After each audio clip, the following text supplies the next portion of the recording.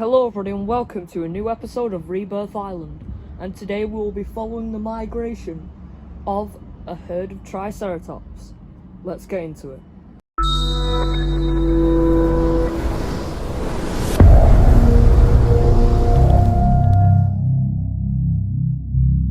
Now, this herd of Triceratops are accompanied by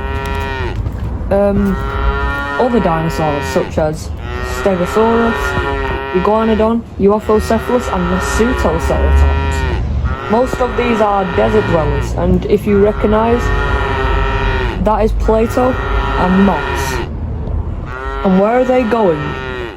They are going to the lush rainforest, which connects to the plains, but these aren't the plains that we always knew.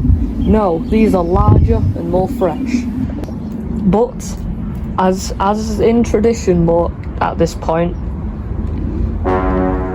of course a herd of migrating animals will be stalked. Now, considering they've been walking in blazing temperatures for the past nearly 3 hours, obviously they'll be a bit hungry. As we see, Plato, our scarred hero, digs in to some ground leaf and some moss. This is a very common plant in these rocklands. He moves off, so the Pseudoceratops and also Bull. Here comes the Pseudoceratops. We've called the Pseudoceratops Nolan. They begin to dig in. Bull having the first meals considering he's the leader. But Nolan believes he should be leader. They're ready to battle. They size each other up. Nolan looks a lot larger because of his larger horns, but he isn't, and also his larger head. Now you may see this behaviour, this intimidation display, where they scrape their hooves against the floor and bash their hooves against the floor. In bulls, well, that's because that behaviour-wise, they are very similar to bulls. They engage. The Pseudoceratops with the larger neck starts to nearly push Bull back, but Bull won't allow it, and he pushes forward, only to be pushed away. He shakes his head, a bit dazed. He nearly stabbed Nolan in the neck, and they clash again. It seems like Bull is losing, but he flips Nolan on his back.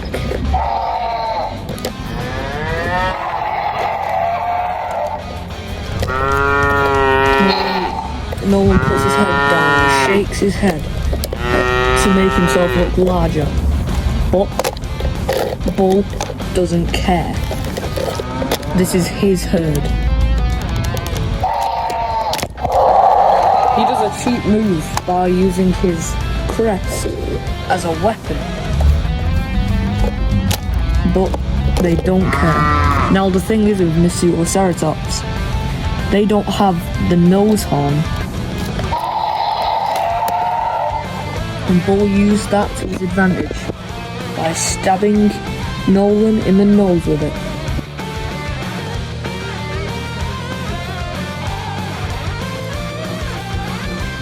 He has lost. But meanwhile, in the jungle, we see that it weren't just the herbivores that have migrated. We see Fang, and soon Scotty.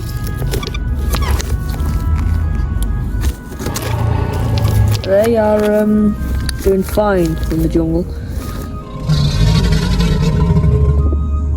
They're just a bit unfamiliar. They don't know that much prey that resides here. They don't know what other carnivores live here. But the place they're resting is quite comfortable. But Fang ventures off to try find some prey, but she lays down instead. And Scotty ventures off into the forest. Deep within the jungle, we see a stiggy moloch, but it won't be here for much longer. For as it's grazing,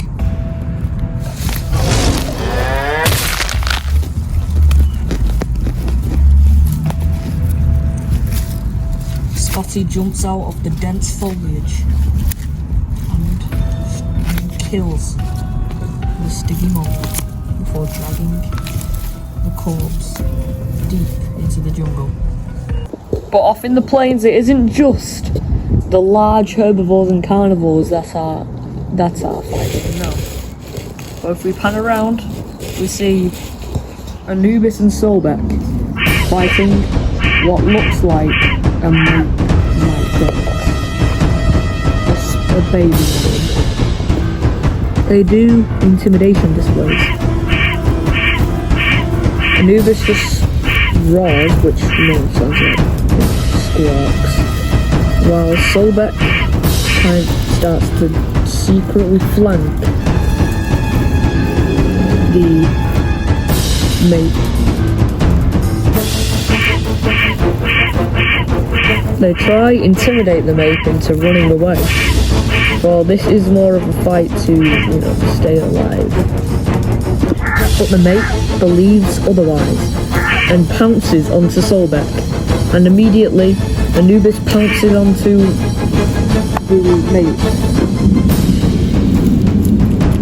He's biting Sobek and scratching him, but luckily Anubis gets on top and bites his tail and roars at him, forcing him to run.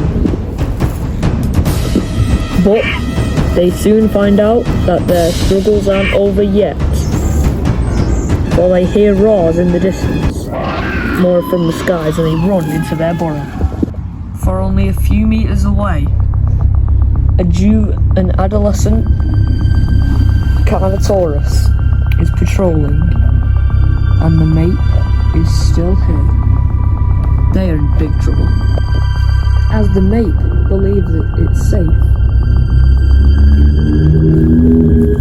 The cameras pick up the sound of walking through the grass before it stops abruptly, and then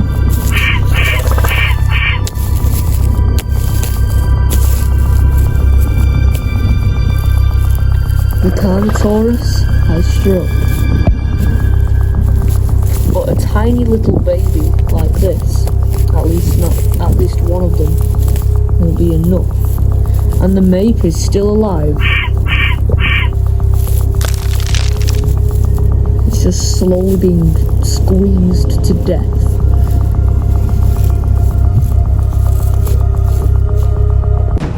But soon they are spotted by the Carnotaurus. And if you were wondering, wait a minute, the roar that scared the Spino brothers off wasn't a Carnotaurus roar. You are totally right. It was a Quetzalcoatlus.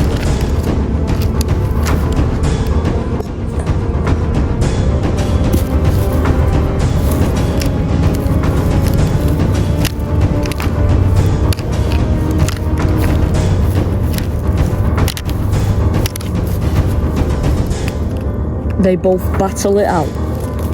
Now, this Quetzalcoatlus is hunting while walking. He hasn't managed to get a good stab into the Carnotaurus yet, because it's too agile and too spiky, as you can see by the osteoderms. But luckily, with one accidental move,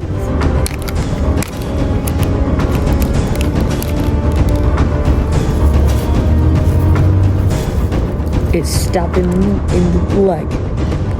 It writhes in agony on the floor.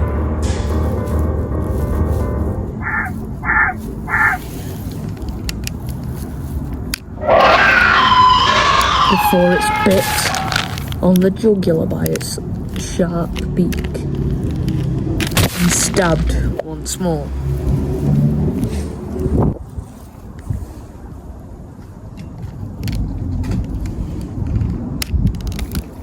He tries to drag the prey away, but this Quetzalcoatlus is only adolescent and is too heavy. So, it walks away. But the Spino brothers aren't out the woods yet. Boss is back, and he's finally found Stripe. They're not doing that well anymore. Their reputation back in the Grand Plains has now been damaged by the loss of Camo. No, he's not dead. They just can't find him anywhere. And we mean anywhere. We suspect he's in the more mountain areas or the dark woodland.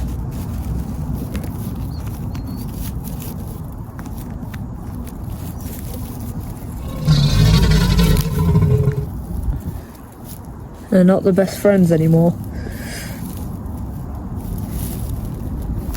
Because obviously the stress of losing a pack member and being thrown down the food chain, having to compete and scavenge is hard. But they notice the Spino brothers. But they decide not even to go after them, just to drag their meal away. But Stripe falls.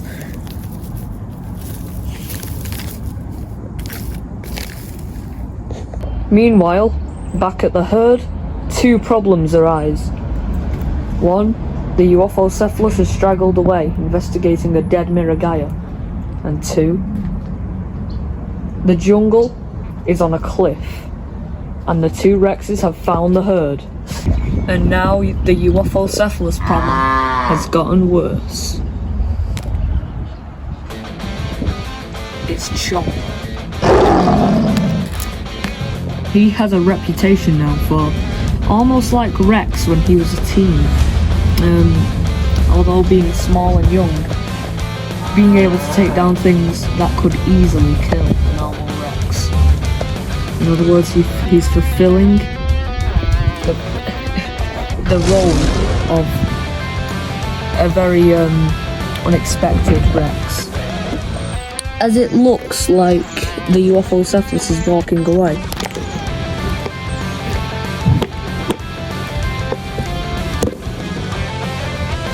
he hits him with the tail club, and he does it again. But Chomper adapts.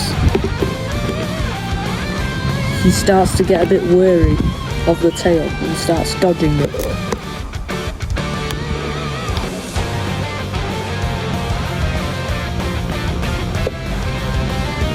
He manages to get a hold onto the Euophocephalus's tail. He tries to twist it off, only to be met by the club. That time, it wasn't as strong. He goes back in. He knows what he's doing now. This is concerning for the Euophocephalus's well-being.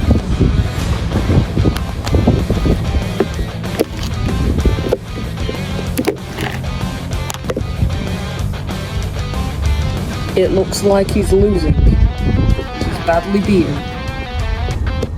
But now a bit dizzy from all the hitting, he lunges, biting down onto the armoured plates, just scarring the side of his face, trying to pull it down.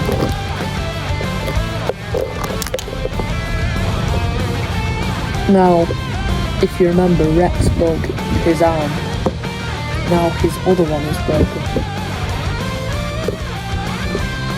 Jumper tries to keep himself up, but one strike to the ankle leaves him a dead man walking.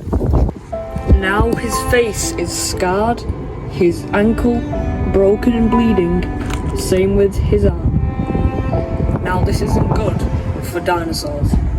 Now if you watch the Ballad of Big Al, about the tale of a fossil of an Allosaurus, you'll know that even a small fracture could be the end of a dinosaur. And blood attracts hungry, larger predators. As a last stand, he limps forward, and you can see the severity of his injuries. Blood oozing from his heel and ankle. He bites down onto the Tarbosaurus's arm, trying to break it. He's doing well. It's nearly snapped. The Tarbosaurus can't do anything, but then he manages to get it out.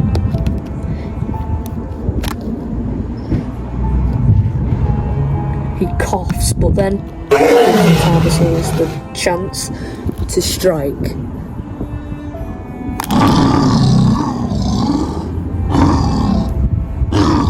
He analyzes his opponent, not realizing his weak spots, before he uses them.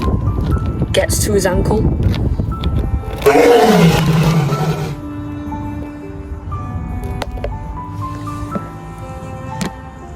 And trips him up. He tries getting back up, which he does, only to be thrown back down.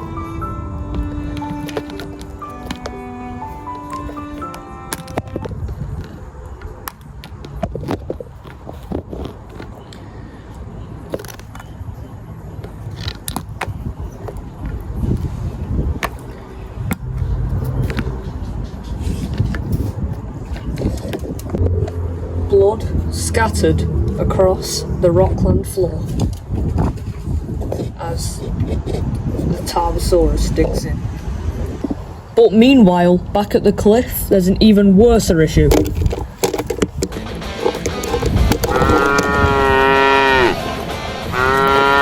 Fang and Bull are going at it. But now she's experienced and knows what she's doing against Triceratops.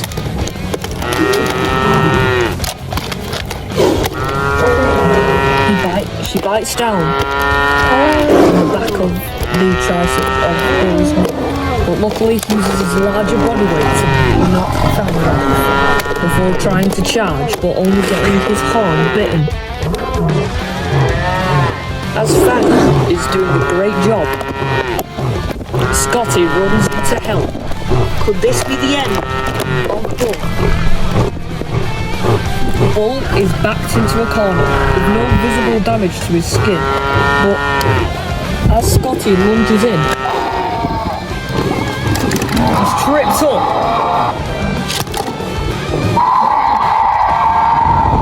Nolan has arrived.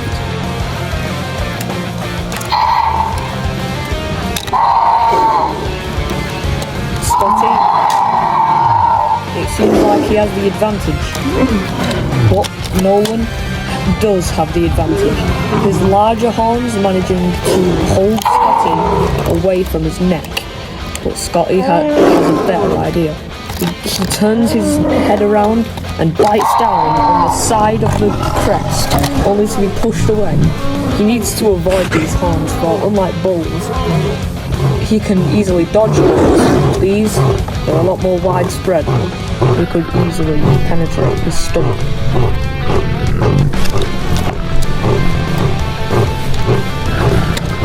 He manages to bite down on the base of one of the horns, pushing Nolan away from it as much as he can.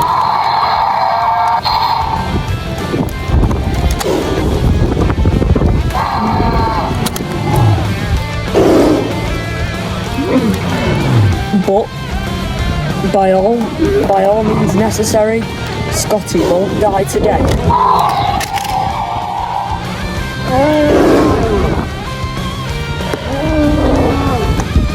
He managed to knock Nolan out cold.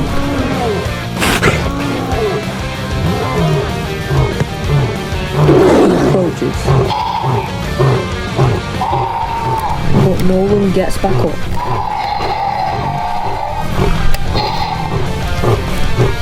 He ends up walking off. But the reason why, he's no longer the one who's going to be fighting Scotty. No, it's going to be someone else. Someone with thumbs that are like daggers. The large female iguanodon. Now, iguanodon could get up on their hinds. They grapple more of, but Scotty scratches the underbelly of them. But as it seems that Scotty has won, Moss runs in and saves his mate. This is one of the first times Scotty has ever been scared to fight alone. But he is not alone. Fang runs in, taking out Moss. The female, while trying to run at him, falls over, luckily getting back up. But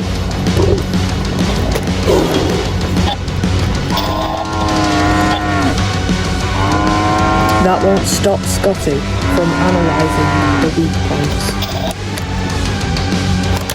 which he immediately finds and latches onto him, trying to snap her neck, but the female won't allow it.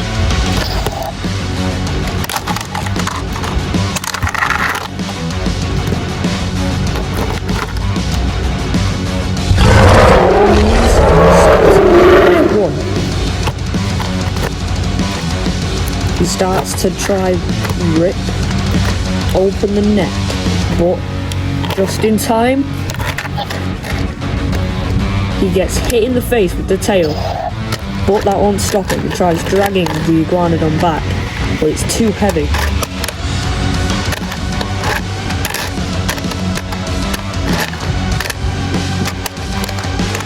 It runs off, so he decides to go help Fang.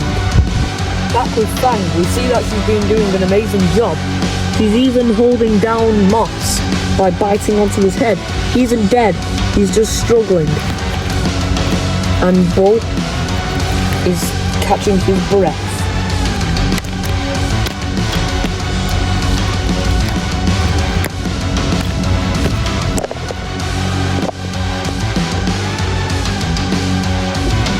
Bull walks over to finish Fang off as she tries to get back up, but they don't notice Scotty. Scotty slams Moss into the ground and Fang uses this to throw Bull onto the ground and run at him.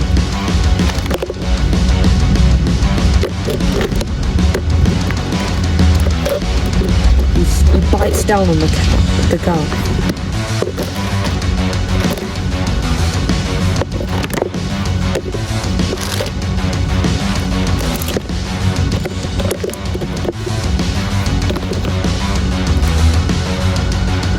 But soon they're surrounded by the whole herd, and they both escape into the wilderness. Thanks for watching this episode of Rebirth Island, and make sure you like and subscribe and turn notifications on so you don't miss the next episode. See you then.